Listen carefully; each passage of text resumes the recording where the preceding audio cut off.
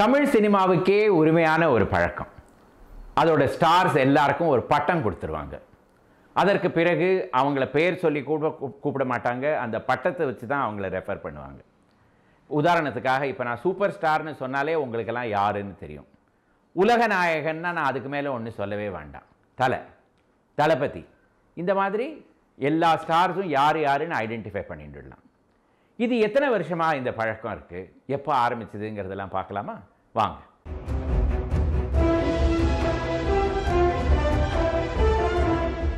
ஆயிரத்தி 1931 ஆண்டு தான் முதல்ல பேசும் படம் தமிழுக்கு வந்தது. அதற்கு முன்னாடி எல்லாம் மௌன படங்கள் தான். அப்போ பெரும்பாலும் மக்கள் எல்லாம் நாடகத்துக்கு தான் போவாங்களே தவிர சினிமா பார்க்க யாருமே போக மாட்டாங்க. ஏன்னா அதில் டயலாகே கிடையாது, பாட்டு கிடையாது. வேற ட்ராமாவில் எல்லாமே இருந்தது. அதனால் எல்லாருமே ட்ராமா தான் விரும்பி பார்ப்பாங்க. அந்த காலகட்டத்தில் ஒரு ட்ராமா ஆக்டரும் ஒரு பெரிய ஸ்டார். அதுவும் அவங்க என்ன மாதிரி ரோல் ப்ளே பண்ணுறாங்க அப்படிங்கிறத வச்சு அவங்கள ஐடென்டிஃபை பண்ணிடுவாங்க. அதாவது ராஜ பார்ட் அப்படின்னா ராஜா பார்ட் தான், ராஜா கதாபாத்திரம் தான் அவர் நல்லா ஆக்ட் பண்ணுவார். ஸ்திரீ பார்ட், இது ஏன் ஸ்திரீ பார்ட்டுன்னு பார்த்தீங்கன்னா அந்த காலத்தில் ஆம்பளைங்க தான் லேடிஸ் வேஷமும் போடுவாங்க தியேட்டரில் பெரும்பாலும். அதனால ஸ்திரீ பார்ட். அதே மாதிரி பஃபூன் சண்முகம்னு அந்த காலத்தில் பெரிய ஆக்டர், ஜோக்கரோட ரோல் ப்ளே பண்ணுறவர். இந்த மாதிரியெல்லாம் பேர் வச்சுடுவாங்க. அதே மாதிரி எந்த கம்பெனிலேருந்து வராங்க, உதாரணத்துக்கு கோல்டன் சாரதாம்பாள்னு ஒரு அம்மாள் இருந்தாங்க. அவங்க கோல்டன் தியேட்டர் கம்பெனிலேருந்து வந்ததுனால அவங்களுக்கு கோல்டன் சாரதாம்பாள் அப்படின்னு பேர். ஏன்னா பல சாரதாம்பாள் இருந்திருப்பாங்க, அவங்கள சுட்டி காட்டுறதுக்காக கோல்டன் சாரதாம்பாள் அப்படின்னு அவங்களுக்கு பேர். அதே மாதிரி ஒரு கதாபாத்திரத்தை ரொம்ப அழகாக எடுத்து நடிச்சுட்டாங்கன்னா அதை வச்சே அவங்களுக்கு பெயர் கொடுத்துருவாங்க. இப்போ டி.கே. சண்முகம், அவரை ஔவை சண்முகம் அப்படின்னு தான் எல்லாருமே சொல்லுவாங்க. ஏன்னா ஔவையாருங்கிற நாடகத்தில் அவர் அவ்வளோ அழகாக ஔவைங்கிற கதாபாத்திரத்தை அவர் நடிச்சிருக்கார். அதுலேருந்து அவருக்கு அந்த மாதிரி ஒரு பெயர். இந்த மாதிரி தான் நாடக கலையில் இந்த மாதிரி வந்துட்டு இருந்தது. முதல்ல பேசும் படம் வந்த பிறகு நாடக கலைஞர்கள் தான் சினிமாவுக்கும் வர ஆரம்பித்தாங்க. அதில் எல்லாருக்கும் சினிமாவுக்கு வர பிடிக்கல, அது வேறு, அது ஒரு தனி கதை, அது அப்புறம் வச்சுக்குவோம். ஆனால் சில பேர் என்ன பண்ணாங்க, ட்ராமாலேருந்து சினிமாவுக்கு வர ஆரம்பித்தாங்க. அப்போது அவங்களுக்கு அதே பழக்கம், அந்த ட்ராமாவில் கொடுத்த டைட்டில்ஸை வச்சே சினிமாலையும் அதே மாதிரி பழக்கம் காலகட்டத்தில் சினிமாவில் நடிக்கிறவங்களுக்கும் அதே மாதிரி பட்டம் கொடுக்குற பழக்கம் வந்துடுது. இது முதல்ல நீங்கள் பார்த்தீங்கன்னா யாருக்கெல்லாம் வந்தது அப்படின்னு நம்ம பார்த்தோம்னா, உதாரணத்துக்கு என்எஸ் கிருஷ்ணன், அவரை கலைவாணர் என்எஸ் கிருஷ்ணன் அப்படின்னு தான் எல்லாருமே சொல்லுவாங்க. கலைவாணர் அரங்கம்னு சென்னையில் ஒரு தியேட்டரே இருக்குது. அது கலைவாணர் என்எஸ் கிருஷ்ணர் அரங்கம் அப்படின்னு அது சொல்ல மாட்டோம், கலைவாணர் அரங்கம்னு தான் அந்த கட்டடத்துக்கே பெயர். ஏன்னா அவருக்கு அந்த பட்டம் கொடுக்கப்பட்டது. இந்த பட்டம் எப்போ அவருக்கு கொடுக்கப்பட்டதுங்கிறது பல நாட்களாக எல்லாருமே தேடிட்டு இருந்தோம். இப்போ சமீப காலத்தில் கார்த்திக் பட்டுன்னு ஒரு இளம் ஆராய்ச்சியாளர், அவர் தான் இதை கண்டுபிடிச்சார். 1947 ஆண்டு ஜூன் மாதத்தில் திருவல்லிக்கேணியில் நடராஜர் கல்விக் கழகம் அப்படின்னு ஒரு கட்டடம், ஒரு கழகம், ஒரு ஃப்ரீ லைப்ரரி, அங்கே தான் அவருக்கு இந்த பட்டம் கொடுக்கப்பட்டது. அது எப்பேற்பட்ட விழாவாக கொண்டாடப்பட்டிருக்குன்னு பார்த்தீங்கன்னா, அந்த காலத்தில் இருந்த மேயர் ஜே சண்முகம் வந்திருக்கார் அதுக்கு. அதற்கு பிறகு இந்த பட்டம் யார் என்எஸ் கிருஷ்ணன் சாருக்கு கொடுத்துருக்காங்கன்னு பார்த்தீங்கன்னா, நாடக கலைக்கே தந்தையாக இருந்த பம்மல் சம்பந்த முதலியார் தான் அவருக்கு கலைவாணர் அப்படிங்கிற பட்டத்தை கொடுத்துருக்கார். இதில் என்ன ஒரு சுவாரஸ்யமான விஷயம்னா, நடிகர் என்எஸ் கிருஷ்ணன் முதல்ல ட்ராமாவில் நடிக்க ஆரம்பித்த பொழுது பம்மல் சம்பந்த முதலியாரோட நாடகங்கள், பல நாடகங்களில் அவர் நடிச்சிருக்கார். உதாரணத்துக்கு மனோகரால வசந்தன் அப்படிங்கிற ரோலில் அவர் நடிச்சிருக்கார். அதே மாதிரி சந்திரஹரி அப்படின்னு பம்மல் சம்பந்தர் முதலியாரோட ஒரு ஹாஸ்ய நாடகம், அதில் மெயின் ரோல் இவர் தான் ஆக்ட் பண்ணியிருக்கார். இந்த மாதிரிலாம் இருந்திருக்கு. அதனால இவரே அவ்வளோ அழகாக அவருக்கு கலைவாணர் அப்படிங்கிற பட்டத்தை கொடுத்துருக்கார். அதற்கு பிறகு நம்ம பார்த்தோம்னா நடிகவேள் எம்.ஆர். ராதா, ஒரு ஹாஸ்ய பாத்திரமாக, காமெடி ரோலாக இருக்கட்டும், வில்லன் ரோலாக இருக்கட்டும், எதாக இருந்தாலும் சரி, எம்.ஆர். ராதாவை நம்மளால் மறக்கவே முடியாது. அந்த ரெட்டை குரலில் பேசுறது, அவர் பார்க்குற மொழி, அவரோட டயலாக் டைமிங், டெலிவரி, இன்னி வரையில் அந்த மாதிரி ஒரு ஆக்டர் நம்மளால் பார்க்கவே முடியாது. அவருக்கு நடிகவேள் அப்படிங்கிற டைட்டில் கொடுத்தது தந்தை பெரியார் அவர்கள் தான். அது எங்கே கொடுத்தார் அப்படிங்கிறது பார்த்தோன்னா ஈரோடில் கொடுத்தாருன்னு நமக்கு தெரிய வருது. ஆனால் எப்போ கொடுத்தாருங்கிறது எங்கேயுமே தேடி கண்டுபிடிக்க முடியல. இந்த ப்ரோக்ராமை பார்க்குறவங்க யாருக்காவது தெரிஞ்சு அவங்க சொன்னாங்கன்னா நல்லாயிருக்கும். ஆனால் நடிகவேள் எம்.ஆர். ராதா அப்படின்னு தான் அவரை எல்லாருமே சொல்லுவாங்க. சிவாஜி கணேசன், சிவாஜியே ஒரு டைட்டில் தான். அவருடைய நிஜம் பெயர் வி.சி. கணேசன். நாடகக் கலையிலேருந்து அதற்கு பிறகு அவர் வந்து சினிமாவில் பராசக்திங்கிற சினிமாவில் முதல்ல ஹீரோவாக நடித்து, அப்புறம் நான் சொல்ல வேண்டியதே இல்லை, அவ்வளோ பெரிய ஒரு ஆக்டர், அவ்வளோ பெரிய ஒரு இன்ஸ்டிடியூஷன் அப்படின்னே சொல்லலாம் அவரை. இந்த சிவாஜிங்கிற பட்டம் அவருக்கு எப்படி வந்ததுன்னா, 1945 ஆண்டில் சுயமரியாதை மாநாடு, அதில் அண்ணா சிவாஜி கண்ட சுயராஜ்யம் அப்படின்னு ஒரு நாடகம் எழுதுகிறார். அதாவது சத்ரபதி சிவாஜி, மகாராஷ்டிராவோட அரசர், அவர் பெயரில் சிவாஜி கண்ட சுயராஜ்யம் அப்படின்னு ஒரு நாடகம். அது வந்து அறிஞர் அண்ணா எழுதுகிறார். அது முதல்ல அந்த ட்ராமா அப்போ தான் ஸ்டேஜ் ஆக போகுது அந்த மரியாதை மாநாடில். அப்போது எம்ஜிஆர் தான் அந்த சிவாஜியோட கதாபாத்திரத்தை எடுத்து நடிக்கிறதாக இருந்தது. ஆனால் திடீர்னு எம்ஜிஆரால் அதை நடிக்க முடியல. உடனே அண்ணா வந்து கணேசனை கூப்பிட்டு, கணேசா நீ தான் இந்த கதாபாத்திரத்தில் நடிக்கணும் அப்படின்னு சொன்ன உடனே இவருக்கு ஒரே பயம், நான் எப்படி இதெல்லாம் பண்ணுறது அப்படின்னு கேட்டபோது, கிடையவே கிடையாது, நீ தான் பண்ணணும் அப்படின்னு சொல்லி அவருக்கு அந்த டயலாக் எல்லாம் எடுத்து கொடுத்துடுறார். இவரும் கற்றுட்டு வந்து நடிச்சிடுறார். 3 மணி நேர ட்ராமா. அண்ணா அந்த நாடகத்தில் வந்து காக்கபட்டராக நடிக்கிறார். சிவாஜி அதில் கணேசன் வந்து சிவாஜியாக நடிக்கிறார். முதல் ரோலை யார் உட்காந்துட்டு இருக்காங்கன்னு பார்த்தீங்கன்னா தந்தை பெரியார் தான். அதற்கு பிறகு என்ன நடந்ததுங்கிறது சிவாஜியே அவ்வளோ அழகாக எடுத்து சொல்லியிருக்கார். அதை நம்ம அவர் வார்த்தையிலேயே கேட்போம். அப்பொழுது அந்த நாடகத்தை பற்றி பெரியார் அவர்கள் பேசும் பொழுது, நான் 10 மகாநாட்டில் சொல்ல வேண்டிய கருத்துக்களை அண்ணா ஒரே நாடகத்தில் கூறிவிட்டார் என்று அண்ணா அவர்களை பாராட்டி பேசினார். அதே நேரம் பெரியார், யாரோ ஒரு சின்ன பையன் சிவாஜி வேஷத்தில் குறுக்க நெடுக்க ஓடிக்கொண்டே இருந்தானே, அவன் யார் என்றார். அதற்கு அண்ணா, அவன் கணேசன் என்ற ஒரு பையன் என்று என்னை அவர் முன் கூட்டி சென்று நிறுத்தினார். அப்பொழுது பெரியார், நீதான் கணேசனா, இன்று முதல் நீ சிவாஜி என்றார். ஸோ அதற்கு பிறகு சிவாஜிக்கு அந்த பெயர் வந்துவிட்டது. சிவாஜி கணேசன் என்று தான் எல்லா சினிமா காஸ்டிங்லேயும் நீங்கள் பார்க்கலாம். விசி கணேசன்னு ஒரு சினிமாலையும் பார்க்க முடியாது. சிவாஜி கணேசன் அப்படிங்கிற பெயர் தான் எல்லா சினிமாலையும் வரும். ஆனால் அதற்கு பிறகு நடிகர் திலகம் அப்படின்னு அவருக்கு ஒரு பட்டம். நடிகர் திலகம் சிவாஜி கணேசன் அப்படின்னு தான் எல்லாருமே எழுதுவாங்க. அதை பற்றி கேட்டபோது அவர் என்ன சொல்லியிருக்காருன்னா, எனக்கு நடிகர் திலகம் என்ற பட்டம் பேசும் படம் பத்திரிகை மூலம் கொடுத்தார்கள். ஒரு ரசிகரால் தரப்பட்டு அதன் பின் பெரும்பான்மையான மக்கள் மற்றும் ரசிகர்கள் விரும்பி பாராட்டிய பட்டம் இது. இதை நான் என்றுமே மறக்க மாட்டேன். இதுலேருந்து நமக்கு என்ன தெரிய வருது? இது இன்னும் பிறகு அவர் என்ன எழுதியிருக்காருன்னா, 1960களில் எனக்கு இந்த பட்டம் கொடுக்கப்பட்டதுன்னு எழுதியிருக்கார். இதுலேருந்து நமக்கு என்ன தெரிய வருதுன்னா, ரசிகர்களால் கொடுக்கப்பட்ட பட்டம் இது. இதே காலகட்டத்தில் எம்ஜிஆரும் கொடி கட்டி பறந்துட்டு இருந்தார். எம்ஜிஆருக்கு என்னெல்லாம் பட்டம் இருந்தது அப்படிங்கிறத பார்ப்போம். முதல்ல புரட்சி நடிகர். புரட்சி நடிகர்ங்கிற பட்டம் அவருக்கு 1954 ஆண்டு திருச்சியில் ஒரு நாடகம் நடந்த பொழுது அவருக்கு கொடுக்கப்பட்டது. அது யார் கொடுத்தாங்கன்னு நீங்கள் கேட்டிங்கன்னா நீங்களே திகைச்சு போயிடுவீங்க. கலைஞர் கருணாநிதி அவருக்கு கொடுத்த பட்டம். அந்த காலகட்டத்தில் அவங்க 2 பேருமே மிக நெருங்கிய நண்பர்களாக இருந்திருக்காங்க. அதற்கு பிறகு அரசியல் ரீதியில் எதிரிகளாக மாறி போயிருக்கலாம். ஆனால் அப்பொழுது கலைஞர் வந்து இவருக்கு புரட்சி நடிகர் அப்படிங்கிற பட்டம் கொடுத்துருக்கார். இதே கொஞ்ச நாள் கழித்து நீங்கள் பார்த்தீங்கன்னா மக்கள் திலகம் அப்படின்னு அவருக்கு ஒரு பட்டம். இது இப்போ நான் நிறைய இடத்துல பார்க்குறேன், அண்ணாதுரை தான் வந்து எம்ஜிஆருக்கு மக்கள் திலகம்ங்கிற பட்டம் கொடுத்தார் அப்படின்னு பல இடத்துல எழுதுகிறாங்க.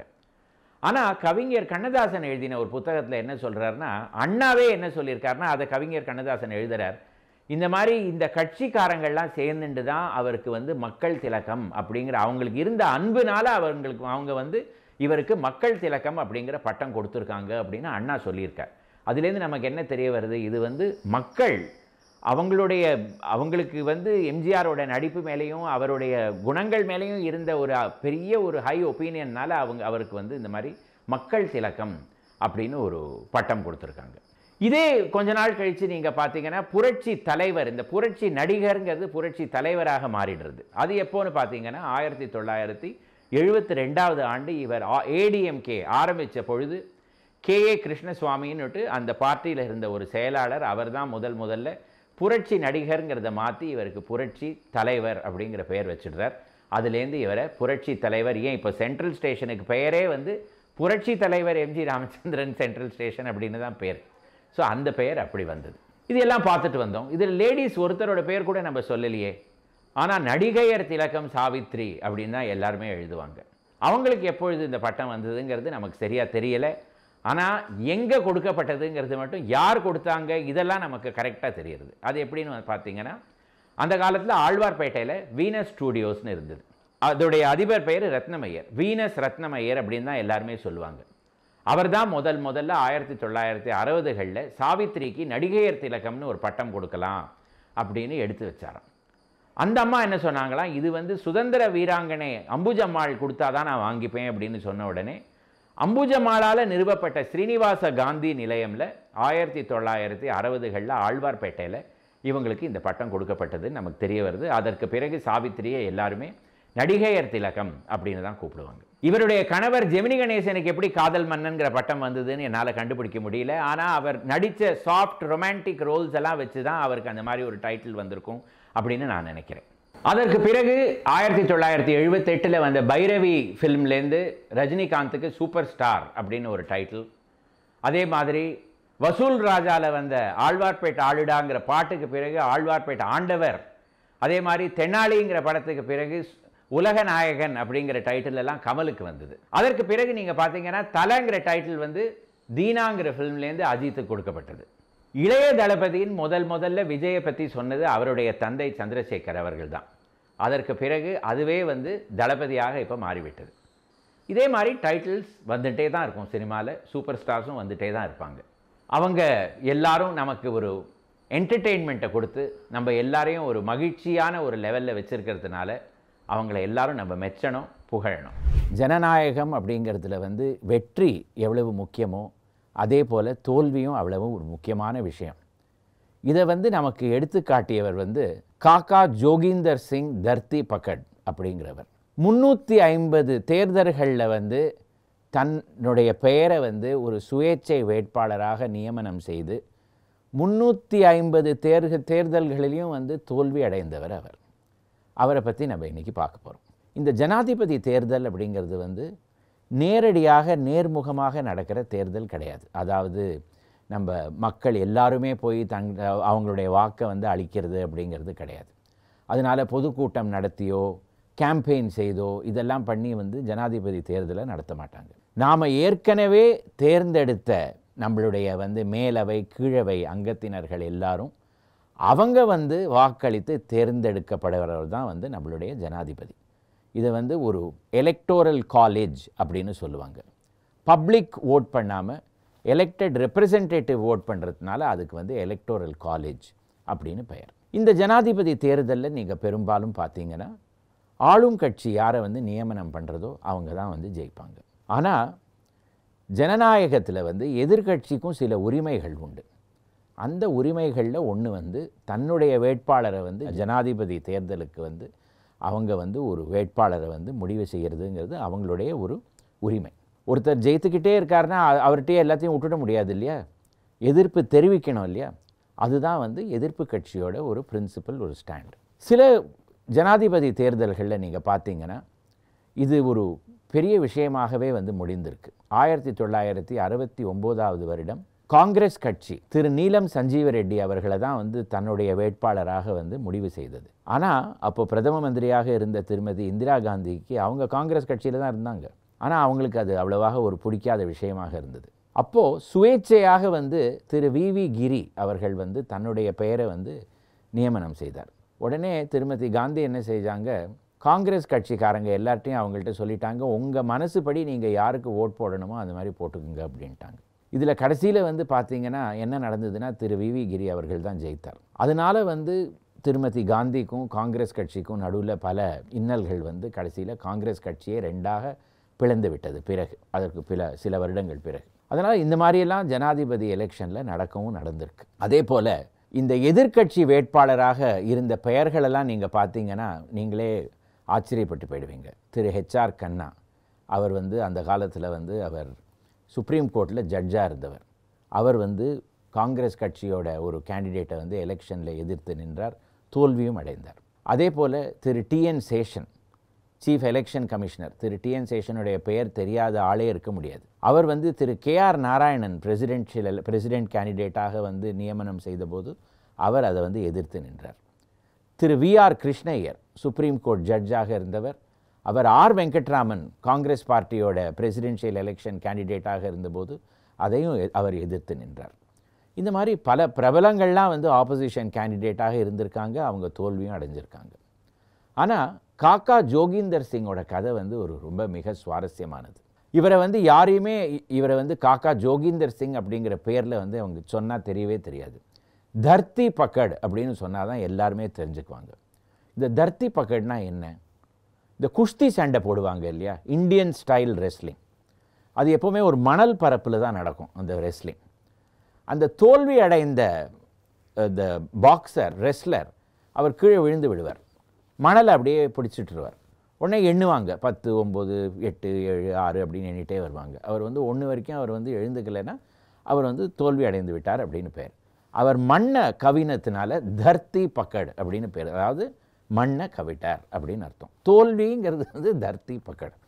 350 தடவை ஒருத்தர் வந்து தோல்வி அடைந்தார்னா அவரை தர்த்தி பக்கட் அப்படின்னு தானே சொல்ல முடியும். இந்த காக்கா ஜோகிந்தர் சிங் வந்து குஜரன்வாலான்னு இப்போ பாகிஸ்தானில் இருக்கிற ஒரு பகுதியில் பிறந்தவர். அதற்கு பிறகு சுதந்திரம் வந்த பொழுது இந்தியாவுக்கு வந்து இங்கே பரேலியில் அவருடைய குடும்பம் வந்து ஒரு ஜவுளி வியாபாரம் நடத்திட்டு வந்தது. ஒரு தேர்தல்லையும் இவர் தன்னுடைய பேரை வந்து எழுதி தான் ஒரு வேட்பாளராக நின்று விடுவார். அவருடைய கடையில் அவர் அந்த வியாபாரம் பண்ணின ரீதி எப்படின்னா, எப்போவுமே மிட்டாய் வச்சுட்டு இருப்பாராம். யார் வந்தாலும் அவங்களுக்கு வந்து மிட்டாய் எடுத்து கொடுக்கறது அப்படிங்கிறது அவருடைய ஒரு கொள்கை. அதனாலேயே கூட்டம் ஏராளமாக வரும் அவரோட கடைக்கு. ஒரு வியாபாரம் பிரமாதமாக நடக்கும். எப்போவுமே சுயேட்சை வேட்பாளராக நிற்பார். ஒரு கட்சி சேர்ந்து அவர் நின்னதே கிடையாது. அதில் தான் தோல்வி அடைய போகிறோங்கிறது நிச்சயமாக அவருக்கு தெரியும். அவருக்கு 100 ஓட்டு 200 ஓட்டுக்கு மேலே வராது.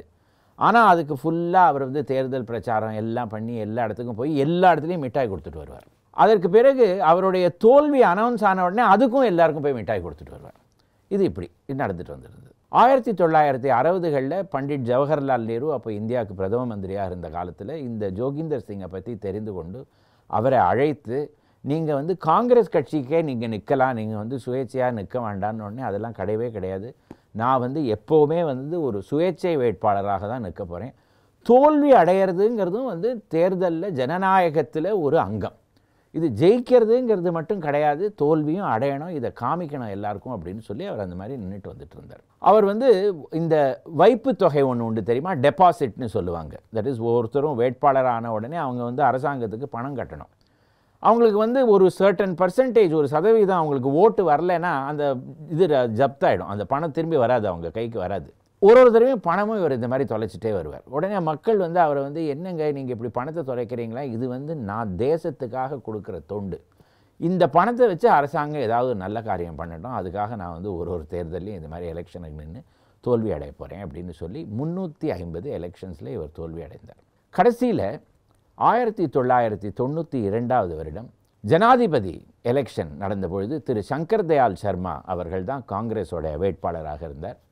அவரை எதிர்த்து நின்றவர் நம்மளுடைய காக்கா ஜோகிந்தர் சிங் தர்த்தி பகட். இவர் வந்து ஜனாதிபதியாக ஆகணும் அப்படின்னு சொல்லி சுயேட்சை வேட்பாளராக தன்னுடைய பெயரை எழுதி அதற்கு பிறகு பிரச்சாரம் செய்து, அப்போ ஒரு இந்தியா டுடே பத்திரிகையில் அவருடைய, எனக்கு இன்னும் நினைவு இருக்குது, அவருடைய ஒரு நேர்முக காணலில் வந்து அவருடைய பேசி, நீங்கள் வந்து இது எதற்காக செய்கிறீங்க அப்படின்னு சொன்னபோது அவர் இதெல்லாம் சொல்லியிருக்கார். இந்த மாதிரி தோல்வி அடைகிறது வந்து ஒரு இம்பார்ட்டண்ட் பார்ட்டு, அது இதெல்லாம் சொல்லியிருக்கார்.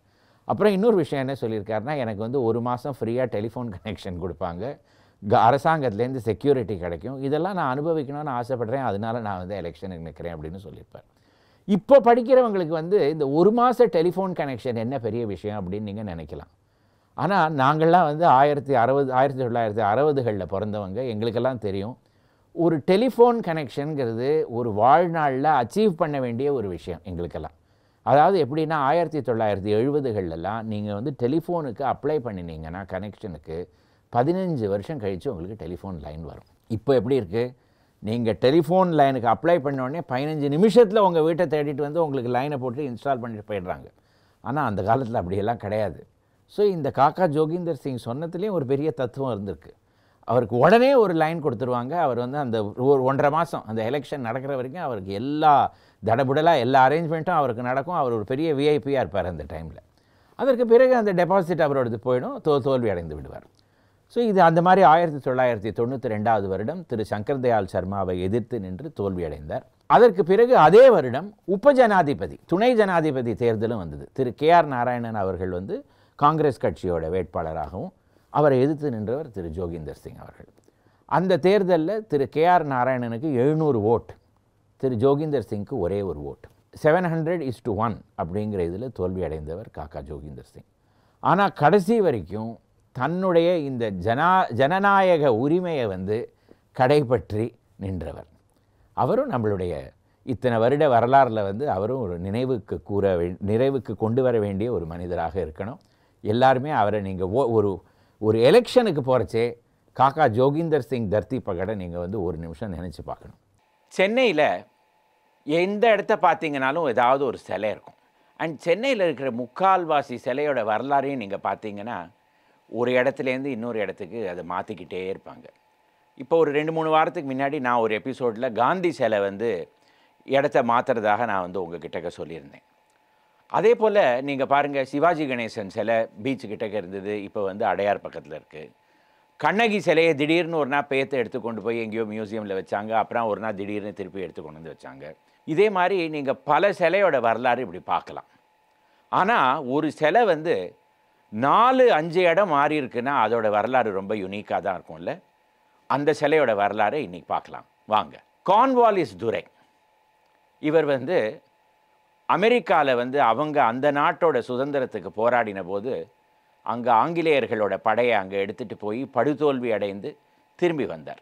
திரும்பி வந்துட்டு அவரை உடனே என்ன பண்ணினாங்க, இந்தியாவுக்கு இடம் மாற்றினாங்க. எப்படின்னா ஒரு வேலையை சரியாக பண்ணலைன்னா தண்ணி இல்லா காட்டுக்கு ட்ரான்ஸ்ஃபர் பண்ணிவிடுவாங்க இல்லையா, அந்த மாதிரி. ஸோ கார்ன்வாலிஸ் துரையை என்ன பண்ணாங்க, உடனே லண்டன்லேருந்து இந்தியாவுக்கு அனுப்பிச்சாங்க. இந்தியாவுக்கு அவர் கவர்னர் ஜெனரலாக 18ஆவது நூற்றாண்டோட கடைசி வருடங்களில் வந்தார். அந்த காலகட்டத்தில் இந்தியாவிலேயே ஆங்கிலேயர்களுக்கு சிம்ம சொப்பனம், அதாவது ஒரு பெரிய ஒரு பயங்கரமான விஷயம் என்னன்னா திப்பு சுல்தான் தான். திப்பு சுல்தானை கண்டா அவங்க எல்லாரும் அப்படியே நடுங்கி போயிடுவாங்க. முதல் ஆங்கிலேயர்களுக்கும் மைசூர்காரர்களுக்கும் யுத்தம் நடந்தது. அதாவது முதல் ஆங்கிலோ மைசூர் வார் அப்படிங்கிறது 1780களில் நடந்தது. அப்போது திப்பு சுல்தானுடைய தகப்பனார் ஹைதர் அலியும் உசுரோடு இருந்தார். அது ஆங்கிலேயர்கள் அந்த யுத்தத்தில் படுதோல்வி அடைந்தாங்க. இரண்டாவது யுத்தம் 1782லையோ 83லையோ நடந்த பொழுது ஹைதர் அலி மரணம் அடைந்து விட்டார். அதனால் அந்த ஒரு யுத்தம் ஒரு வெற்றி தோல்வி ஒன்றுமே இல்லாமல் ஒரு மாதிரி முடிவடைந்து விட்டது. அதற்கு பிறகு ஆங்கிலேயர்களுக்கு திப்பு சுல்தான் அப்படின்னாலே ஒரே பயம்தான். கார்ன்வாலிஸ் துரை கல்கத்தாவுக்கு கவர்னர் ஜெனரலாக இருந்தபொழுது எப்படியாவது இந்த திப்பு சுல்தானுக்கு ஒரு பாடம் கற்பிக்கணும் அப்படின்னு சொல்லி சென்னைக்கு வந்தார். 1792 வருடம் 3வது ஆங்கில மைசூர் யுத்தம் நடந்தது. அதில் திப்பு சுல்தான் படுதோல்வி அடைந்தார்.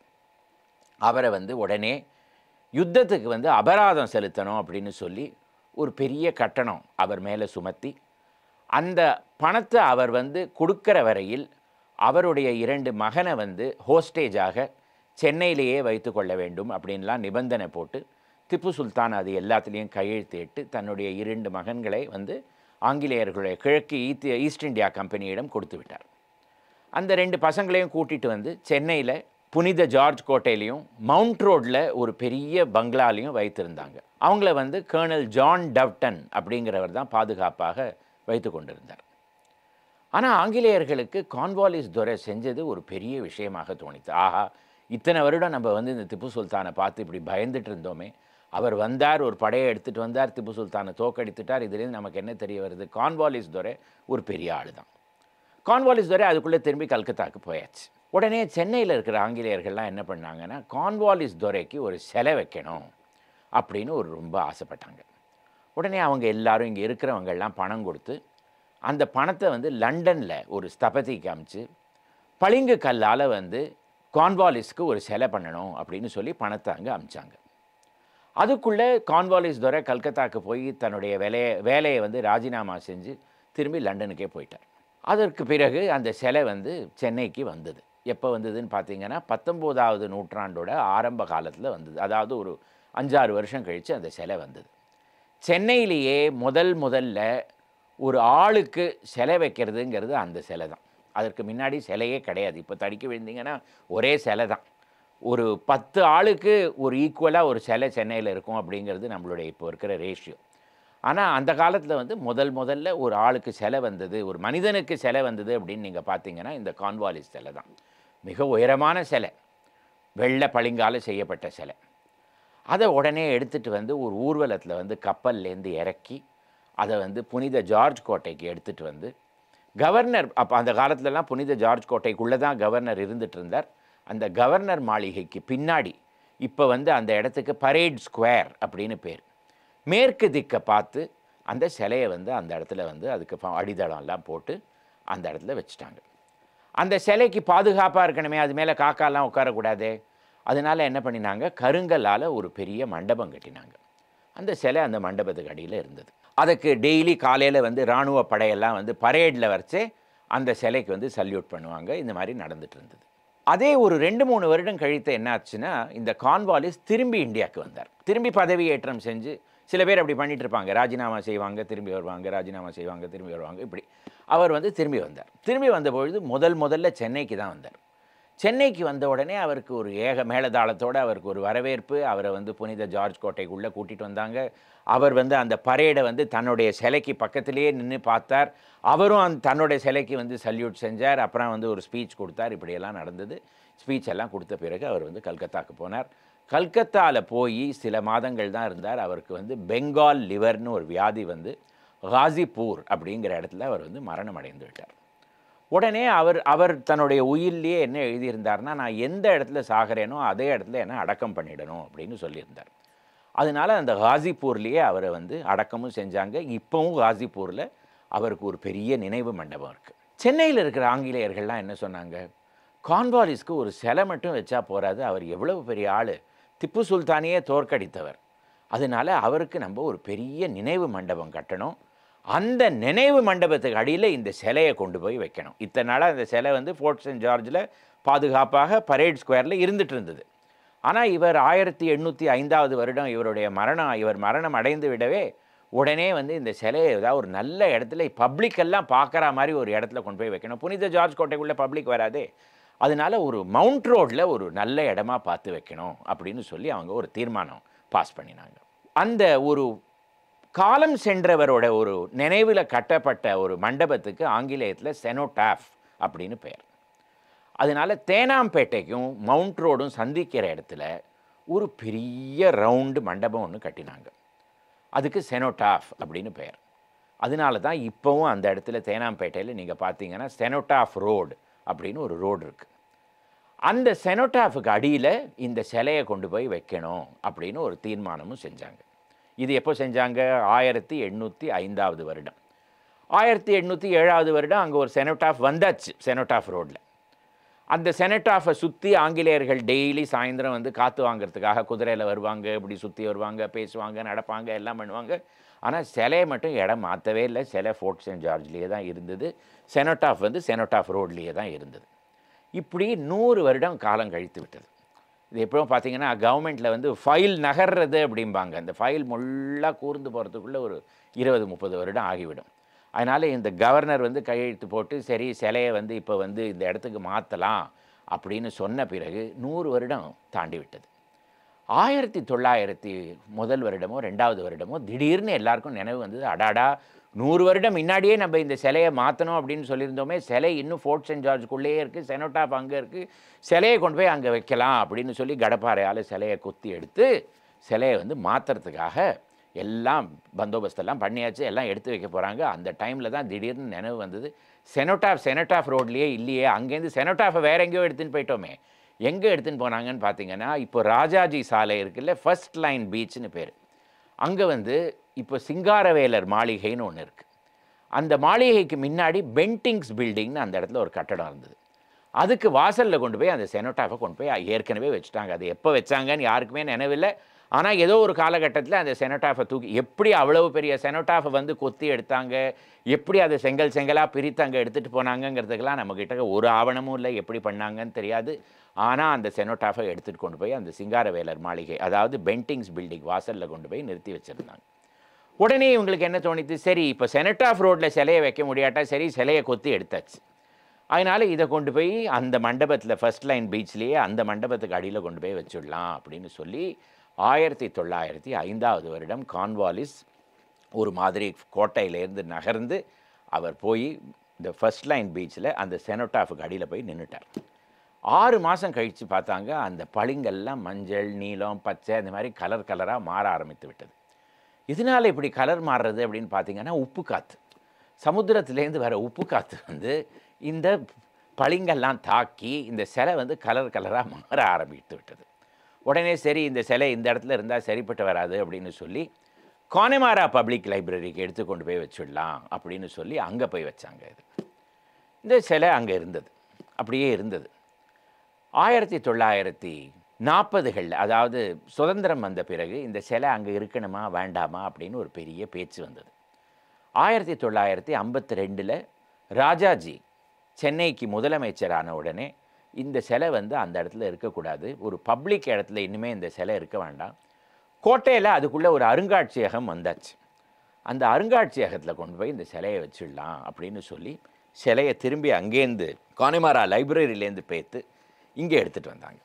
அதுக்குள்ளே நடுவில் சில பேர் என்ன சொன்னாங்க, ஏற்கனவே ஒரு மண்டபம் அந்த பரேட் ஸ்கொயரில் இருந்ததே, அந்த மண்டபத்துக்கு அடியில் சிலையை வச்சுடலாமே அப்படின்னு சொன்னாங்க. சரி, இதுவும் நல்ல ஐடியாவாக தான் இருக்குது, கோட்டைக்குள்ளே பரேட் ஸ்கொயரில் ஒரு மண்டபம் இருக்குது, அங்கே வேணால் சிலையை வைக்கலாம் அப்படின்னு சொல்லி சிலையை எடுத்துகிட்டு வந்துட்டாங்க.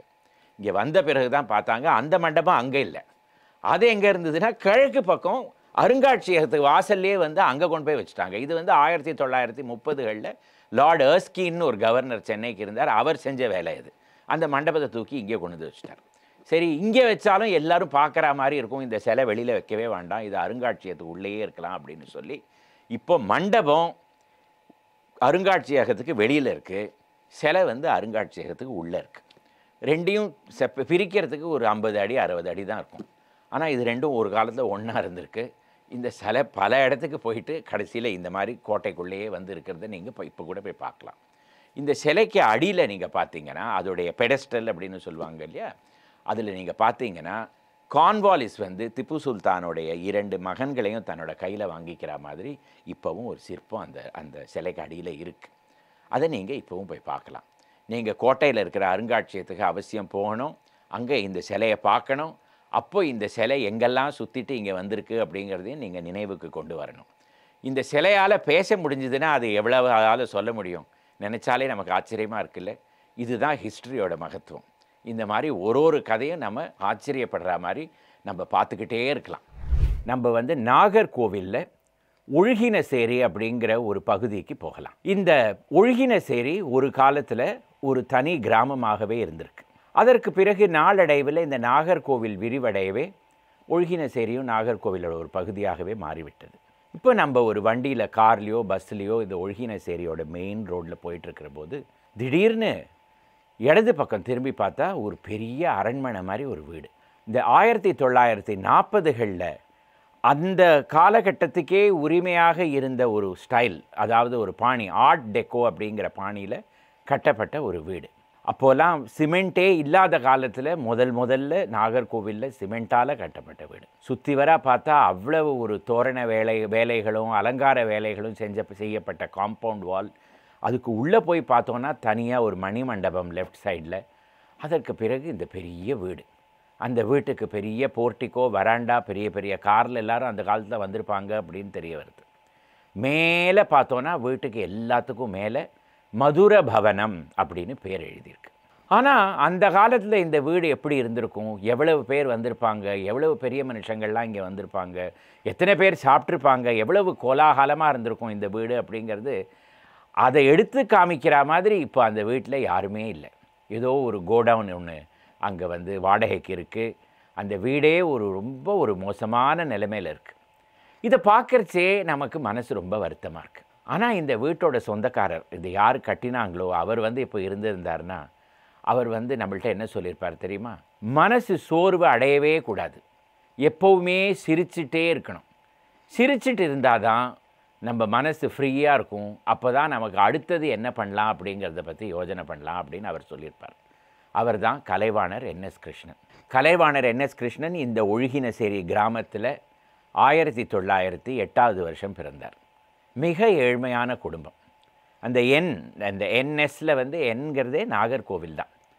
அவள் அப்பா பேர் சில புத்தகங்களில் சுடலை முத்து அப்படின்னு சொல்கிறாங்க, சில புத்தகங்களில் சுடலை ஆண்டி பிள்ளை அப்படின்னு சொல்கிறாங்க, நமக்கு சரியாக தெரிய வரல. ஆனால் என்எஸ் கிருஷ்ணன் இவருடைய பெயர். இவரை பள்ளிக்கூடம் அனுப்புறதுக்கு கூட இவங்க குடும்பத்தில் பணக்காசு கிடையாது. அதனால இவர் என்ன பண்ணினார், தானே வந்து எழுத படிக்க கற்றுண்டு ஒரு மளிகை கடையில் எடுபிடி வேலை செஞ்சிட்டு இருந்தார். சின்ன பையனாக இருக்கிறச்சையே இவருக்கு சம்பாதிக்க வேண்டிய ஒரு நிலைமை. அதனால அந்த கடையில் வேலை பார்த்துட்டு இருந்தார். அப்போ இந்த நாகர்கோவிலுக்கு அடிக்கடி இந்த ட்ராமா கம்பெனியெல்லாம் வரும். இவருக்கு சின்ன வயசுலேருந்தே ட்ராமா கம்பெனியை பார்த்தா ட்ராமாவில் போய் ட்ராமாவை பார்க்கணும், ட்ராமாவில் எப்படி நடிக்கிறாங்க அப்படிங்கிறதெல்லாம் பார்த்து சந்தோஷப்படணும், அவங்க எப்படிலாம் வசனம் பேசுகிறாங்க, எப்படி பாடுறாங்க ஆடுறாங்க எல்லாம் பார்க்கணும் அப்படின்னு இவருக்கு அப்படி ஒரு ஆர்வம். ஆனால் டிக்கெட் வாங்குறதுக்கு பணம் கிடையாது. அதனால என்ன பண்ணினார், ட்ராமாவும் பார்க்கணும், டிக்கெட் வாங்குறதுக்கு பணமும் கிடையாது. எப்படி பார்க்கறது, சோடா பாட்டிலெல்லாம் ஒரு தள்ளு வண்டியில் எடுத்துகிட்டு நாடக கோட்டைக்கு உள்ளேயே வந்து சோடா பாட்டில் விற்கிறதுக்காக போய் அப்படியே எல்லா நாடகத்தையும் பார்த்துட்டு வந்துடுவாராம். இந்த நாடகத்தெல்லாம் பார்க்கறச்சேயே அவருடைய மெமரி எப்படின்னு பார்த்தீங்கன்னா, அவங்க சொல்கிற ஒரு வசனமும் இவர் தலையில் பதிவாயிடுமா. வீட்டுக்கு வந்து இவரால் எல்லா பாட்டும் பாட முடியுமா, அவங்க பேசினா மாதிரியே பேசி காமிக்க முடியுமா, அந்த மாதிரி ஒரு கலைஞராக இருந்திருக்கார். 1925 வருஷம் இந்த நாகர்கோவிலுக்கு ஒரு ட்ராமா ட்ரூப் வந்தது. அந்த காலத்தில் பெண்மணிகளே இல்லாமல் வந்து பாய்ஸ் கம்பெனி அப்படின்னு தான் சொல்லுவாங்க. மதுரையிலேருந்து எல்லா ட்ராமா கம்பெனியும் வரும், அவங்க எல்லா இடத்துக்கும் போய் நாடகம் நடத்துவாங்க. அதில் பெரும்பாலும் நீங்கள் பார்த்தீங்கன்னா சின்ன பசங்க தான் நடிப்பாங்க, வயதுக்கு வந்த ஆண்கள் நடிப்பாங்க, பெண்மணிகளே இருக்க மாட்டாங்க. அதனால் இந்த கம்பெனிக்கெல்லாம் பாய்ஸ் கம்பெனி அப்படின்னு பேர். அதில் மிக பிரபலமாக இருந்த ஒரு நாடக கம்பெனி வந்து டிகேஎஸ் பிரதர்ஸோடது. இவங்க 4 பேர். அதில் நமக்கு ரொம்ப பிரபலமாக ஆனவர் வந்து ஔவை டிகே சண்முகம். அவர் பேரில் இங்கே சென்னையிலையும் ஒரு ரோடு இருக்குது, நாகர்கோவில்லையும் ஒரு ரோடு இருக்குது. ஏன்னா அவங்களுக்கெல்லாம் அதுதான் அவங்க சொந்த ஊராக இருந்திருக்கு. இந்த டிகேஎஸ் பிரதர்ஸ் இவங்க 4 பேரும் வந்து அங்கே வந்து இருந்தபோது இந்த ட்ராமாலாம் நடத்தியிருக்காங்க. ட்ராமா நடத்துகிற போது இந்த தரகர்கள் வந்து என்ன பண்ணுவாங்க, சின்ன பசங்களை கூட்டிகிட்டு வருவாங்க இந்த ட்ராமா கம்பெனிக்கெல்லாம். இந்த பையனையும் நீங்கள் எடுத்துக்கலாம், இந்த பையனை நீங்கள் எடுத்துக்கலாம், குறைவான சம்பளம் தான், அவங்க வந்து ட்ராமாவை மெல்ல கற்றுன்ட்டு அவங்களும் வந்து நடிகர்களாக ஆகிவிடுவாங்க. அப்போது ஒரு பையனை இப்படி கூட்டிகிட்டு வந்தது தான் இந்த என்எஸ் கிருஷ்ணன். அவருக்கு அப்போ என்ன வயசு இருந்திருக்கும், 1908 பிறந்தவர், 25, அதாவது 1925 இந்த நாடக கம்பெனியில் வந்து சேர்றார். அவருக்கு ஒரு 17 வயசு கூட இருந்திருக்காது அந்த டைமில். அப்போது அவர் அங்கே வந்த உடனே முதல்ல அவரை வந்து நாடகத்தில் சேர்த்துன்றாங்க. எல்லாருக்கும் பாடம் கற்றுக் கொடுப்பாங்க, எப்படி வந்து வசனம் பேசணும், எப்படி பாடணும் அப்படின்னு. ஸோ ஒரு நாடகத்துக்கு வந்து இவரை வந்து உட்காத்தி வச்சு இவரை சுற்றி வர எல்லா பசங்களும் உட்காந்துட்டு இவரும் உட்காந்துட்டு இருக்காரு. அந்த ஆசான் வந்து பாட்டெல்லாம் எடுத்து கற்றுக் கொடுக்குறார். ஒரு 5 நிமிஷம் கழித்து ஆசானுக்கு வேறு ஏதோ வேலை வரத்துக்காக வெளியில் போயிட்டு திரும்பி வந்து பார்த்தா என்எஸ் கிருஷ்ணன் இவரோட இடத்துல உட்காந்துட்டு அந்த நாடகத்தோட வசனத்தெல்லாம் மீதி பசங்களுக்கு கற்றுக் கொடுத்துட்ருக்கார். இவர் ஆசானுக்கு ஒரே ஆச்சரியமாக இருக்குது. டிகேஎஸ் பிரதர்ஸை கூப்பிட்டு காமிக்கிறார், இந்த பாருங்கள் இந்த பையன் எப்படி வந்து நாடகத்தை வந்து எல்லாம் தெரிஞ்சு வச்சுட்ருக்கான் அப்படின்னு. எப்படிப்பா உனக்கு எப்படி இதெல்லாம் தெரியும்னு கேட்டபோது, நான் வந்து இந்த மாதிரி கோலி சோடா விற்றுட்டு நாடகம் எல்லாம் பார்ப்பேன், பல முறை உங்கள் நாடகத்தை பார்த்துருக்கேன், அந்த அத்தனை வசனமும் என் தலையில் தான் இருக்குது அப்படின்னு சொல்லி, அதற்கு பிறகு இவர் வந்து அந்த டிகேஎஸ் பிரதர்ஸோட நாடக குழுவிலேயே வேலை பார்த்துட்டு வந்துட்டு இருந்தார். இந்த என்எஸ் கிருஷ்ணனே வந்து பாடம் கற்பித்தார் அப்படின்னு நான் சொன்னேன் இல்லையா சின்ன பசங்களுக்கெல்லாம்.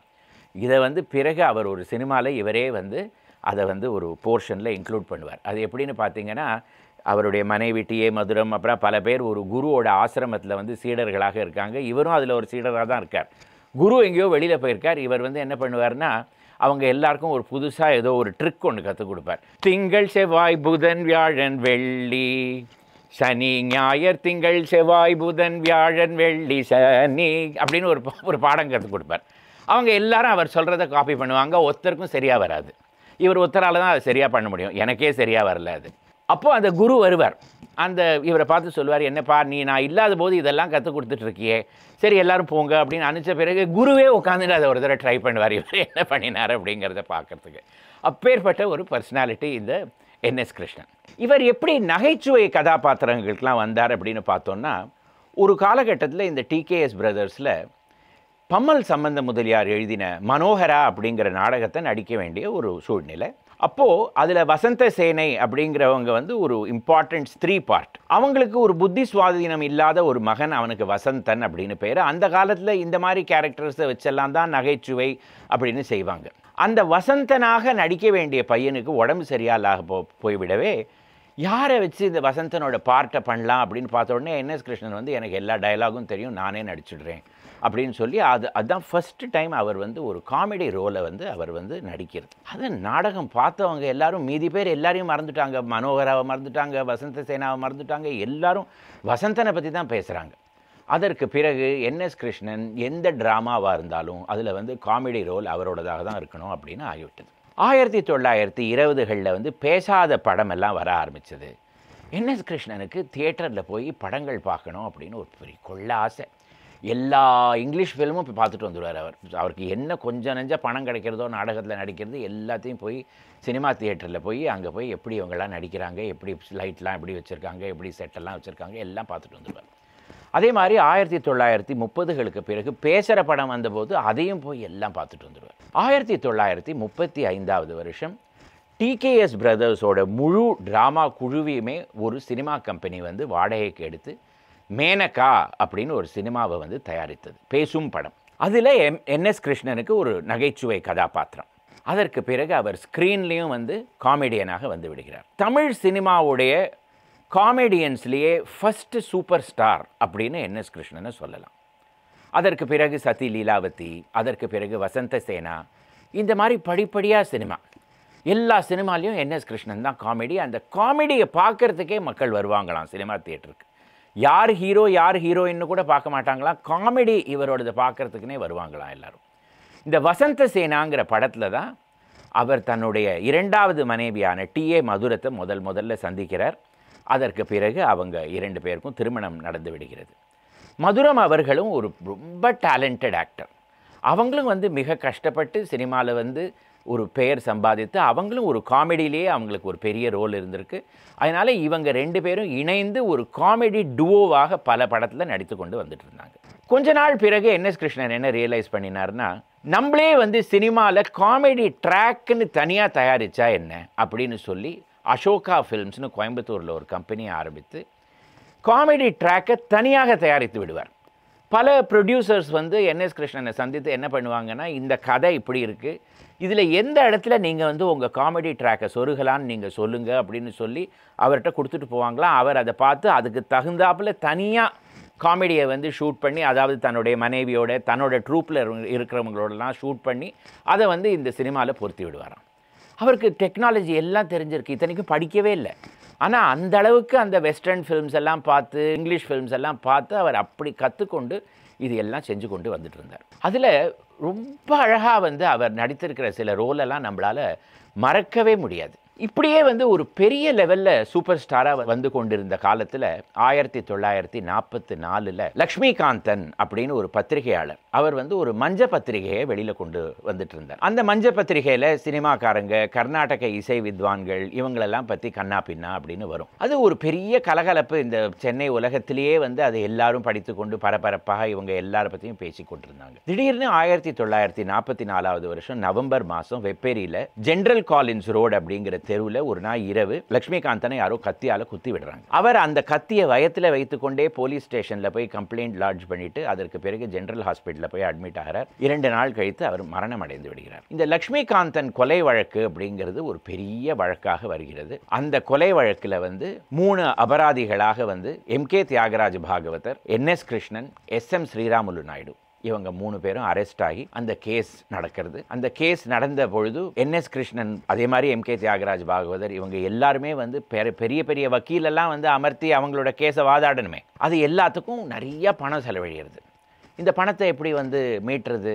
அப்போ டிஏ மதுரம் அவர்கள் எஸ்வி சஹஸ்ரநாமம் அப்படிங்கிற ஒரு பெரிய நாடக மேதையோடு சேர்ந்து நடித்து பணம் சம்பாதித்து இந்த வக்கீல்களுக்கெல்லாம் பணம் கொடுத்து இந்த கேஸை நடத்துகிறாங்க. அவங்க எல்லாருக்குமே எஸ்எம் ஸ்ரீராமுலு நாயுடுவை வந்து நிரபராதி அப்படின்னுட்டு கோர்ட் வந்து தீர்ப்பு கொடுத்து விடுகிறது. இவங்க 2 பேருக்கும் ஆயுள் தண்டனை கொடுத்து விடுகிறது. எம்கே தியாகராஜ பாகவதற்கும் என்எஸ் கிருஷ்ணனுக்கும். 1944 சென்னையில் சென்ட்ரல் ஜெயிலில் இவங்க 2 பேரையும் வந்து வைக்கிறாங்க. அதற்கு பிறகு அது ஹைகோர்ட்டில் அப்பீலுக்கு போகிறது அந்த கேஸு. அதற்கு பிறகு லண்டன், அந்த காலத்தில் டெல்லியில் சுப்ரீம் கோர்ட் கிடையாது, ஏன்னா இந்தியா சுதந்திரமாகலை. அதனால் லண்டனில் ப்ரிவி கவுன்சிலுக்கு போய் திரும்பி மறு விசாரணை செய்யணும் அப்படின்னு அங்கேருந்து இன்ஸ்ட்ரக்ஷன்ஸ் வந்து விடவே திரும்பி ஹைகோர்ட்டில் இங்கே வந்து விசாரணை செய்து இவங்க 2 பேரும் நிரபராதி அப்படின்னு சொல்லி இவங்க 2 பேருக்கும் விடுதலை கிடைக்கிறது. என்எஸ் கிருஷ்ணன் வெளியில் வந்த உடனே என்ன செய்கிறார்? அப்போது பைத்தியக்காரன்னு ஒரு சினிமா வெளியில் வரப்போகிறது. அதில் டி.ஏ. மதுரம்க்கு ஒரு ரோல் ஏற்கனவே இருக்குது. அப்போ என்.எஸ். கிருஷ்ணனுக்கும் ஒரு ரோல் அதில் கொடுக்குறாங்க. அவர் எப்படிப்பட்ட ஒரு பர்சனாலிட்டிங்கிறதுக்காக எடுத்து காமிக்கிறதுக்காக சொல்கிறேன். இவர் ஜெயிலேருந்து ரிலீஸ் ஆன அன்னைக்கு ஜெயில் வாசல்லையே நின்று ஒரு ஸ்பீச் கொடுக்குறார். அந்த ஸ்பீச்சில் ஜெயில் வாழ்க்கை எப்படி இருந்தது அப்படிங்கிறத ஹாஸ்யமாக எல்லாருக்கும் பேசி எல்லாரையும் சிரிக்க வைக்கிறார். அந்த பைத்தியக்காரங்கிற படத்தில் ஒரு பாட்டு அதை இவர் பாடுறார். அது எப்படின்னா, ஜெயிலில் இவர் 2.5 வருஷம் இருந்ததை பற்றி, ஜெயிலுக்கு போய் வந்த தேசர் மக்களை சிலர் சீர்திருத்து வாங்கோ, சிலர் ஜகத்தை ஆளுவாங்கோ, சிலர் திண்டாடி திரிவாங்கோ அப்படின்னு சொல்லி ஒரு பாட்டு. அதில் வந்து எப்படி தான் ஜெயிலில் இருந்தார், அங்கே எப்படி காக்கி சட்டை வார்டர் உண்டு, கருப்பு வெள்ளை தொப்பி போட்டுட்டு இருந்த காங்கிரஸ் ஆளுகள்லாம் உண்டு, அங்கே என்ன மாதிரி சாப்பாடு கொடுக்குறாங்க, ராகி கஞ்சி உண்டு, களி உண்டு, தயிர் சாதம் உண்டு, கீரை உண்டு எல்லாம் சொல்ல. அப்புறம் உடம்பு சரியாலைன்னா உடனே டாக்டர் ஓடி வந்துடுவார், எல்லாம் சொல்லுவார். அதில் கடைசியில் டி.ஏ. மதுரம் கேட்பாங்க, இவ்வளோ நல்லாயிருக்கும் ஜெயில்னா எல்லாருமே ஜெயிலுக்கு போயிட்டு வரலாம் போல இருக்கே அப்படிம்பாங்க. இது என்.எஸ். கிருஷ்ணனால் மட்டும்தான் வந்து அந்த மாதிரி வந்து ஒரு சிச்சுவேஷனை கூட ஒரு டிரான்ஸ்ஃபார்ம் பண்ணி ஒரு காமெடியாக காமிக்க முடியும். நான் சொன்னேன் இல்லையா, பல சினிமா வந்து எப்படி ஓடும்னு தெரியாமல் இருக்கிற ஒரு சூழ்நிலையில் இந்த இயக்குனர்கள், ப்ரொடியூசர்கள் இவங்கெல்லாம் என்ன பண்ணுவாங்க, என்.எஸ். கிருஷ்ணன் கிட்டக்க வருவாங்க. அப்பேற்பட்ட ஒரு சினிமா தான் இந்த ஜெமினியோட சந்திரலேகா. அது எடுக்க பல வருஷங்கள் ஆச்சு. அதில் ஒரு காமெடி ட்ராக். அதில் என்.எஸ். கிருஷ்ணன், டி.ஏ. மதுரம், அப்புறம் சுந்தரி பாய் இவங்க 3 பேரும் நடிப்பாங்க ஒரு சீனில். அந்த பாட்டு வேணா ஒரு இசையமைப்பாளர் எழுதி கொடுத்துருக்கலாம், ஐ மீன் டியூன் போட்டிருக்கலாம். ஆனால் என்.எஸ். கிருஷ்ணன் அதை பாடின விதம், அவருக்கு எங்கேருந்து வந்து இந்த மாதிரி டியூன் எல்லாம் அவ்வளோ அழகாக ஒரு ஓப்பெராவில், அவர் அயல் நாட்டில் ஒரு ஆப்பெரா பாடுற மாதிரி இவர் பாடுவார். அது எப்படின்னா, லாம்பரி லாபரி லாபரியு முரீருஹாயா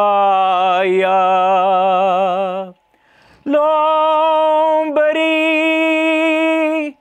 லாபரியா லாபரியாரியா ரொம்ப ஈகரியோ முரியா ஐலோ உபகரியாமா அப்படின்னு ஒரு பாட்டு. இதில் ஒரு வார்த்தை நமக்கு அர்த்தம் என்னன்னு புரியாது, ஆனால் அவ்வளோ அழகாக மக்களை என்டர்டெயின் பண்ணுறதுக்காக ஒரு சீன். அதே மாதிரி நல்ல தம்பி அப்படிங்கிற ஒரு படம். இவர் வந்து ஒரு சமூக சீர்திருத்தம்ங்கிறது இவருக்கு ஒரு பெரிய கொள்கையாக இருந்தது. இவர் தந்தை பெரியார், அண்ணாதுரை இவங்க எல்லாரோடையும் சேர்ந்து வேலை பண்ணியிருக்கார்.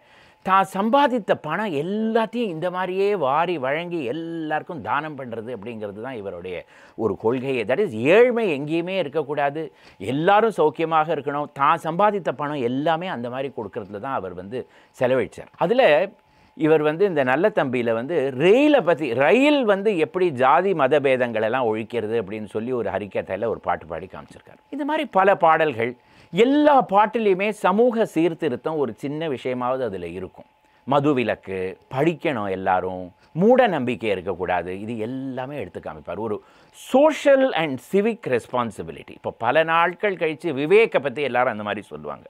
எப்படி அவருடைய காமெடியில் வந்து ஒரு சர்டன் ஒரு சோஷியல் மெசேஜ் இருந்தது, ஒரு சர்டன் சீரியஸ்னஸ் இருந்தது. அதே மாதிரி அந்த காலத்தில் ஒரு பயணியராக இருந்தவர் வந்து என்.எஸ். கிருஷ்ணன். 1946-47 ரிலீஸ் ஆன என்.எஸ். கிருஷ்ணன் 10 வருடம் பல படங்களில் நடித்தார். அவருக்கு படங்களில் நடிக்க வேண்டிய ஒரு சூழ்நிலை. ஏன்னா அந்த படத்தில் நடித்தாதான் சம்பாத்தியம், சம்பாதிச்சாதான் பணத்தை வந்து எல்லாருக்கும் தான தர்மத்தில் கொடுக்கவும் முடியும். தன்னோட வீட்டுக்கும் கொஞ்சம் பணம் வேணும் அப்படிங்கிறத அவர் அவ்வளவாக யோஜனை பண்ணவே இல்லை. இதுக்கு நடுவில் அவர் சில படங்களும் தயாரித்தார். அதில் மணமகள் அப்படின்னு 1951 ஆண்டு வந்த படம். அதில் பத்மினியை முதல்ல வந்து ஒரு கதாநாயகியாக அறிமுகப்படுத்தின படம் அந்த மணமகள் தான். 1960 இந்தியா எப்படி இருக்கும் அப்படின்னு ஒரு முற்போக்கு சிந்தனையில் ஒரு பாட்டு. 1950-60 நாடகம் ஆடும் எங்களை ஆதரிக்க வேண்டும், அறிஞர் எல்லாருக்கும் வணக்கம் அப்படின்னு ஒரு பாட்டு. அதில் 50களில் வந்து எப்படி குறைவாக இருக்குது, எப்படி பஞ்சம் இருக்குது, எப்படி லஞ்சம் இருக்குது, ஆனால் எப்படி 60களில் எல்லாம் நல்லா இருக்கும் அப்படின்னு காமிக்கிற மாதிரி ஒரு நாடகம். அவர் அப்படி யோஜனை பண்ணியிருக்கார், இந்தியா சுதந்திர இந்தியா அப்படி வளரும் அப்படின்னு சொல்லி. ஆனால் அதெல்லாம் பார்க்குறதுக்கு என்.எஸ். கிருஷ்ணன் இல்லவே இல்லை. 1957 ஆண்டு 49 வயது தான் இவர் மரணம் அடைந்து விடுகிறார். அதற்கு பல காரணங்கள் உண்டு. சினிமா உலகத்துக்கே உரிமையாக இருந்த சில பழக்க வழக்கங்கள் உண்டு, எல்லாமே இருந்தது.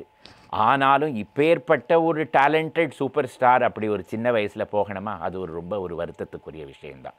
அப்போது அம்பிகாபதின்னு சிவாஜியும் பானுமதியும் நடித்து கொண்டிருந்த படம் ப்ரொடக்ஷனில் இருந்தது. அதில் என்எஸ் கிருஷ்ணனுக்கு ஒரு கதாபாத்திரம். அந்த பாத்திரத்தை நடிக்கிற காலத்திலேயே என்எஸ் கிருஷ்ணன் மரணம் அடைந்து விட்டதுனால அந்த படத்தில் அம்பிகாபதியே கலைவாணருக்கு இரங்கல் தெரிவிக்கிற மாதிரி ஒரு சீன் வரும். என்எஸ் கிருஷ்ணனோட ஒரு சின்ன சிலை, அதுக்கு பக்கத்தில் சிவாஜி அம்பிகாபதியாக நடித்து கொண்டு என்எஸ் கிருஷ்ணனுக்கு இரங்கல் தெரிவிக்கிறார். இந்த கலைவாணர் அப்படிங்கிற பட்டம் என்எஸ் கிருஷ்ணனுக்கு சென்னையில் திருவல்லிக்கேணியில் பம்மல் சம்பந்த முதலியார், அதாவது நாடக தந்தைங்கிற பம்மல் சம்பந்த முதலியார் அவரே கொடுத்த பட்டம். அதனால் எல்லாருமே அவரை கலைவாணர் என்எஸ் கிருஷ்ணன் அப்படின்னு தான் சொல்லுவாங்க. சென்னையில் இருக்கிற கலைவாணர் அரங்கமே அவர் பேரில் தான் இப்போது இன்னும் இருக்குது. இவருக்கு சிலை நம்ம டி நகர்லேயும் இருக்குது, அதே மாதிரி நாகர்கோவில்லையும் இருக்குது. சரி, இந்த வீடை பற்றி நான் இன்னும் சொல்லவே இல்லையே. அது என்னாச்சு? முதல்ல ஆரம்பித்தது அந்த வீடு தானே. 1941, அதாவது தான் ஒரு பெரிய காமெடியன் சூப்பர் ஸ்டாராக இருந்த காலத்தில் டிஏ மதுரமும் என்எஸ் கிருஷ்ணனும் 2 பேரும் 2 வீடு கட்டினாங்க. மதுரம் அவர்கள் ஸ்ரீரங்கத்தில், அவருடைய சொந்த ஊராக இருந்த ஸ்ரீரங்கத்தில் அம்மா மண்டபத்துறை கிட்டக்க அவங்க வீடை கட்டினாங்க. அந்த வீட்டுக்கு கிருஷ்ண பவனம் அப்படின்னு பேர் வச்சாங்க. நாகர்கோவிலில் என்எஸ் கிருஷ்ணன் வீடு கட்டின போது அதற்கு மதுர பவனம் அப்படின்னு பேர் வச்சார். முதல்ல சிமெண்ட் காங்கிரீட் வச்சு மொசைக் தரை போட்ட வீடு நாகர்கோவிலில் அதுதான். ஏன் நாகர்கோவில்? திருவனந்தபுர சமஸ்தானத்திலேயே முதல்ல மொசைக் தரை வச்சு சிமெண்டால் கட்டப்பட்ட வீடு அந்த வீடு தான். அந்த வீடை பார்க்கறதுக்கு மாட்டு வண்டி கட்டிட்டு பல பேர் வருவாங்களாம், பல கிராமத்துலேருந்து. அங்கே என்எஸ் கிருஷ்ணனோட ஃபோட்டோ எடுத்துப்பாங்களா. அது எப்படின்னா செல்ஃபி எடுத்துக்கிற மாதிரி. அந்த காலத்தில் கேமரா வச்சு ஃபோட்டோ எடுத்துப்பாங்களா. அந்த மாதிரி நாங்கள் என்எஸ் கிருஷ்ணன் வீட்டில் இந்த மாதிரி ஃபோட்டோ எடுத்துட்டோம் அப்படின்னு சொல்லி பல பாடகர்கள் அந்த வீட்டில் கச்சேரியெல்லாம் கொடுத்துருக்காங்க. அப்பேற்பட்ட வீடு அது. கடன் தொல்லைனால் இந்த கிருஷ்ணனோட என்எஸ் கிருஷ்ணனோட வீடு ஏலத்துக்கு வந்தது. ஏலத்துக்கு வந்தபோது அதை ஏலத்திலிருந்து மீட்டது எம்ஜி ராமச்சந்திரன் அவர்கள், புரட்சி தலைவர் எம்ஜி ராமச்சந்திரன் அவர்கள். எல்லாருக்கும் இவ்வளோ பணம் கொடுத்து அள்ளி வழங்கின என்எஸ் கிருஷ்ணனோட வீடு எப்படி ஏலத்துக்கு வர முடியும் அப்படின்னு வருத்தப்பட்டு அவர் அந்த வீட்டை வாங்கி மறுபடியும் என்எஸ் கிருஷ்ணனோட குடும்பத்தார் அந்த வீட்டில் இருக்கிறதுக்கு அவர் அரேஞ்ச்மெண்ட்ஸ் பண்ணினார். அப்பேற்பட்ட ஒரு பர்சனாலிட்டி இந்த என்எஸ் கிருஷ்ணன். மறக்க முடியாத ஒரு பேர் வழி. இன்றைக்கும் ஒரு வில்லுப்பாட்டு அப்படின்னா நமக்கு என்எஸ் கிருஷ்ணன் ஞாபகம் தான் வரும். ஒரு காமெடி அப்படின்னா அவர் ஞாபகம் தான் வரும். இந்த நாகர்கோவிலுக்கு போனீங்கன்னா பட்டி தொட்டிலெல்லாம் அவருடைய பேனர் இன்னும் இருக்கும். அப்படி பலமாக சிரிச்சிட்டு ஒரு ஃபோட்டோ இருக்கும். அதை பார்த்தாலே நமக்கு ஒரு பாசிட்டிவ் திங்கிங், ஒரு எனர்ஜி, ஒரு ஹாப்பினஸ்.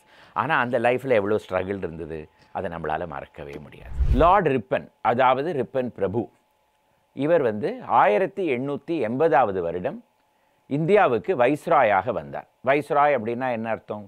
அரசருடைய பிரதிநிதி.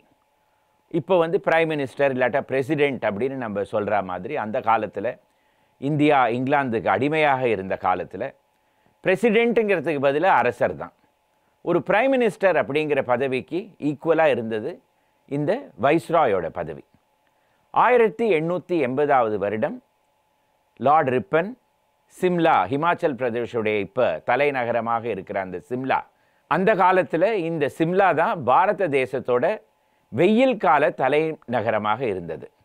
அங்கே அவர் பதவியேற்றார் 1880ஆவது வருடம். சரி, அங்கே அவர் பதவியேற்றார். 4 வருடம் அவர் கல்கத்தாவில் வைஸ்ராயாக இருந்தார். எல்லாம் சரி. அதற்கும் சென்னைக்கும் என்ன சம்பந்தம் அப்படின்னு நீங்கள் கேள்வி கேட்கலாம். ஆனால் இந்த ரிப்பன் பிரபு அவர்கள் மிக நன்றாக அவர் அவருடைய அரசாங்கத்தை நடத்தி வந்தார். யாருடைய பார்வையில் நன்றாக நடத்தி வந்தார் அப்படின்னு பார்த்தீங்கன்னா, இந்தியர்களுடைய பார்வையில் தான் அவர் அரசாங்கத்தை நன்றாக நடத்தி வந்தார். ஆனால் ஆங்கிலேயர்களுக்கு அவரை கண்டாலே பிடிக்கல. எதற்காக? ஏன்னா அவர் செஞ்சது எல்லாமே இந்தியர்களுக்காக தான் அவர் எல்லாமே செஞ்சார். முதல்ல அவருக்கு முன்னாடி இருந்த வைஸ்ராய் லார்ட் லிட்டன் அப்படிங்கிறவர் வெர்னாக்குலர் ப்ரெஸ் ஆக்ட் அப்படின்னு ஒரு சட்டம் கொண்டு வந்திருந்தார். அதன்படி ஆங்கிலேய பத்திரிகைகள், ஆங்கிலேய செய்தித்தாள்கள், நியூஸ் பேப்பர்ஸ், இது எல்லாத்துக்கும் தான் முதல் ஸ்தானம், அதாவது ஒரு பெரிய ஸ்டேட்டஸ்.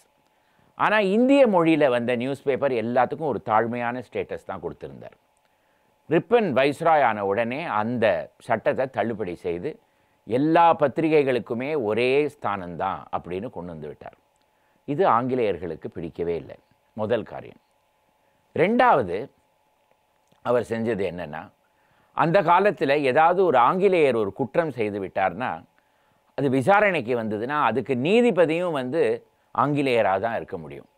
ஒரு இந்தியர் வந்து நீதிபதியாக இருந்து ஒரு ஆங்கிலேயர் செஞ்ச குற்றத்தை விசாரணை செய்யவே முடியாது. அதை வந்து தள்ளுபடி செய்யறதுக்காக இல்பர்ட் பில் அப்படின்னு ஒரு சட்டத்தை இவர் கொண்டு வந்தார். ஆனால் அந்த சட்டத்தை வந்து அமலுக்கு கொண்டு வரவே முடியல. ஏன்னா அந்த காலத்தில் அதிகாரிகள் எல்லாமே ஆங்கிலேயர்கள் தான். அவங்க வந்து இதுக்கு ஒரு கடுமையான விரோதம் தெரிவித்து அதை வந்து அமலுக்கே கொண்டு வர முடியாத மாதிரி செஞ்சு விட்டாங்க. அதனால் இவர் என்ன செஞ்சார்னா 1884 வருடம் ராஜினாமா செஞ்சு திரும்பி இங்கிலாந்துக்கே சென்று விட்டார்.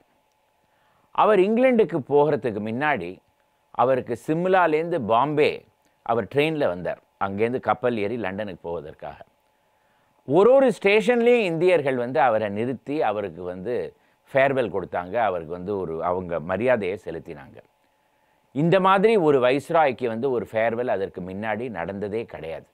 மக்களுடைய அன்பை வந்து அவர் ஜெயித்து விட்டார்.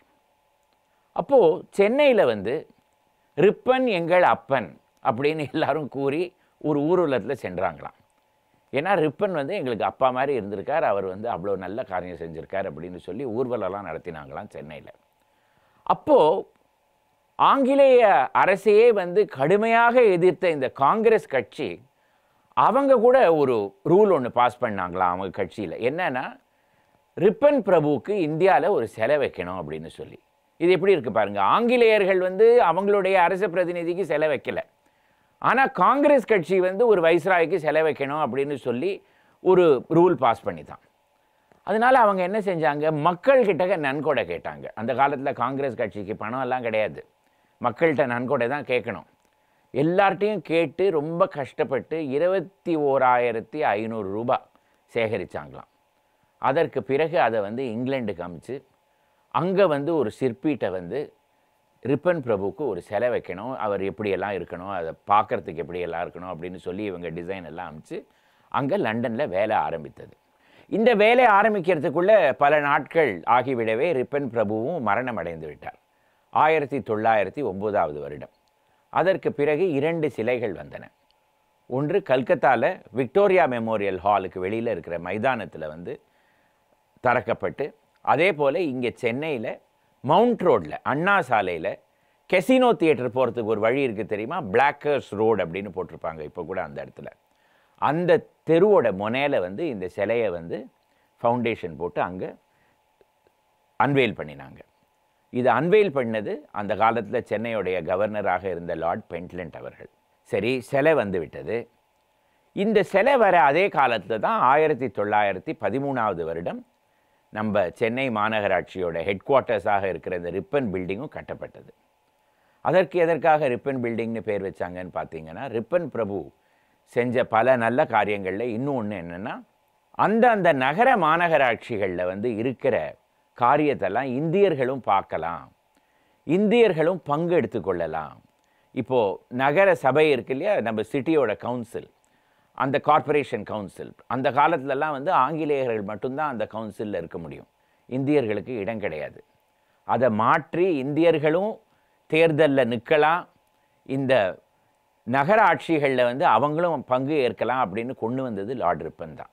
லோக்கல் செல்ஃப் கவர்மெண்ட் அப்படின்னு இதை வந்து ஆங்கிலேயத்தில் எழுதுவாங்க. அதனால தான் அந்த கட்டடத்துக்கு ரிப்பன் பில்டிங் அப்படின்னு பேர் வச்சாங்க. ஏன்னா லோக்கல் செல்ஃப் கவர்மெண்ட்டுங்கிறதே வந்து ஒரு மாநகராட்சியோட வேலை தான்.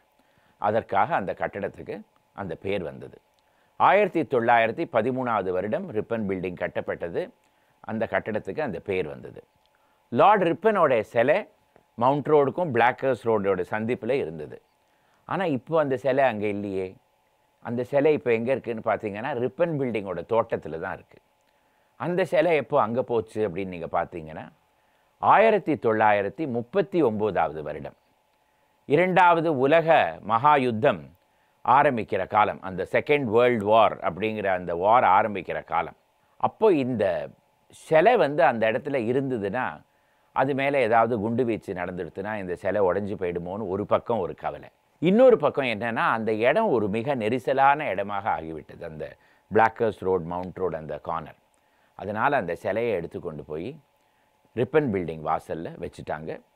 இன்னி வரைக்கும் அதே இடத்துல தான் அந்த சிலை இருந்து கொண்டு இருக்குது. இப்போவும் நீங்கள் பார்த்தீங்கன்னா அந்த ரிப்பன் சிலை ஒரு பெரிய சிலை, ஒரு இடுப்பில் ஒரு கையை வச்சுக்கொண்டு அவர் நின்றுட்டுருப்பார் அந்த இடத்துல.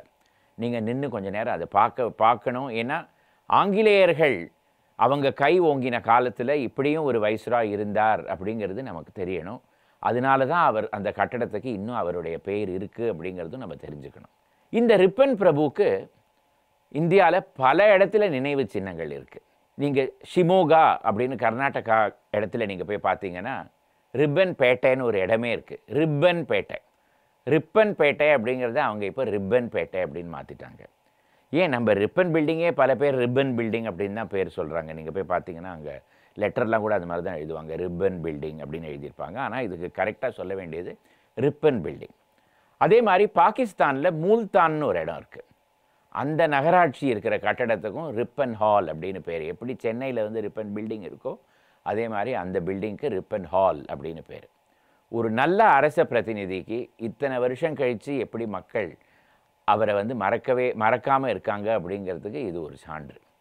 இதே போல் பல எபிசோட்ஸ் வர வாரங்களில் பார்க்கலாம். நன்றி, வணக்கம். சென்ற எபிசோடில் நான் வந்து உங்கள் எல்லாரையும் கேட்டிருந்தேன், உங்களுக்கு ஏதாவது டாபிக் மனசில் இருந்ததுன்னா அதை பதிவு பண்ணுங்க அப்படின்னு சொல்லி. எத்தனையோ கமெண்ட்ஸ் வந்திருக்கு. அது எல்லாத்துக்கும் நான் வந்து நன்றி சொல்கிறேன். ஏன்னா இந்த டாபிக்ஸ் எல்லாம் வந்த உடனே தான் எனக்கும் தோணித்துவோ இந்த டாப்பிக்கை பற்றி கூட பேசலாமே, இதை கூட எடுத்துக்கலாமே அப்படின்னு சொல்லி. அடுத்த வாரம் நான் பேச போகிற டாபிக் ஒரு தனியார் துறை நிறுவனம் 1788 வருடத்திலேருந்து ஒரே இடத்துல செயல்பட்டு வந்து கொண்டிருக்கிறது. அந்த நிறுவனத்தினால அந்த ஏரியாக்கே அந்த பேர் வந்து விட்டது. அது எந்த ஏரியா அப்படின்னு உங்களால் கெஸ் பண்ண முடியுமா? கெஸ் பண்ணினீங்கன்னா இந்த கமெண்ட் பாக்ஸில் அந்த கமெண்ட்டை போடுங்க, பார்க்கலாம். அடுத்த வாரம் சந்திப்போம். வணக்கம்.